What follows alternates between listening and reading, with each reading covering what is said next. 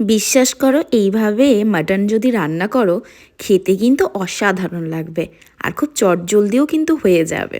খুব সিম্পল এবং ইজিভাবেই আজকে রান্না করব মাটন। রাত্রিবেলা খুব ইচ্ছা করছিল মাটন খেতে, তাই ভাবলাম রান্না করি। চলো তোমাদের সাথে শেয়ার করি রেসিপিটা। প্রথমে পেঁয়াজ কুচি কুচি করে কেটে নিয়েছি, বেশি কুচিও কাটিনি আবার বেশি মোটাও রাখিনি, মোটামুটি। তারপরে পেঁয়াজ আদা রসুন নিয়ে নিয়েছি, এটা পেস্ট করব। এবং আলু নিয়ে নিয়েছি, আলুগুলোকে একটুখানি ভিতরে একটুখানি কাঁটা চামচ দিয়ে কেটে নিয়েছি যাতে ভালো করে এই হয় মশলা ঢোকে। এটা মাংস নিয়ে নিয়েছি।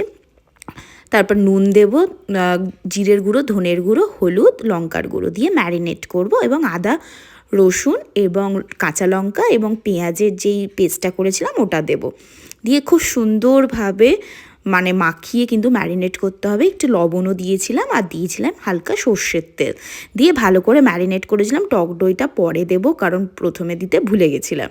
এই যে আদা রসুন পেঁয়াজের পেস্টটা কিন্তু এবার দিয়ে দিচ্ছি, দিয়ে ভালো করে কিন্তু এবার মাখবো।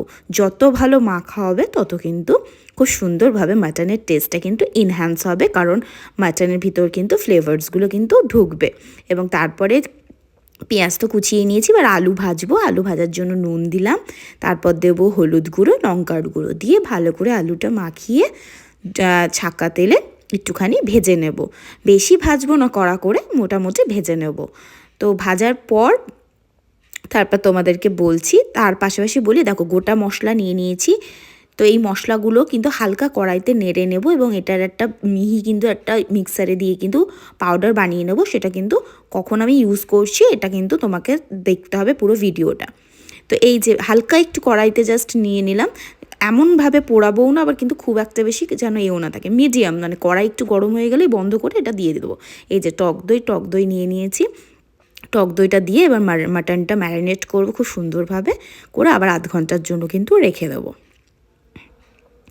আলুগুলো এবার পরপর ভেজে নিচ্ছি, ভাজা হয়ে গেছে এরকমই ভেজেছি। তারপরে শুকনো লঙ্কা দিয়ে দিলাম তেলের মধ্যে, এরপরে দিয়ে দেবো ঝিরি করে যে কাটা পেঁয়াজগুলো রেখেছিলাম সেই পেঁয়াজগুলো দিয়ে দেবো এবং দিয়ে দেবো হালকা একটু নুন, কারণ নুন কিন্তু দিলে কিন্তু পেঁয়াজ তাড়াতাড়ি কিন্তু গলে যায়।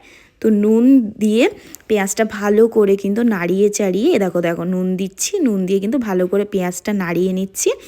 নাড়িয়ে নিয়ে কিছুক্ষণ ভাজবো, খুব একটা কড়াও ভাজবো না বেরেস্তার মতন, আবার খুব একটা যাতে কাঁচাও না থাকে, মোটামুটি নরম গলে গেলে তারপর নামিয়ে দেবো। দেখো মোটামুটি হয়ে গেছে। তারপরে মাংসটা পুরোটা ম্যারিনেট করা মাংসটা ঢেলে দিলাম। এবার খুব সুন্দরভাবে কষাতে হবে, কষিয়ে যখন দেখা যাবে এই রকম তেল ছেড়ে আসছে এবং মাংসটা বেশ সেটা লালচে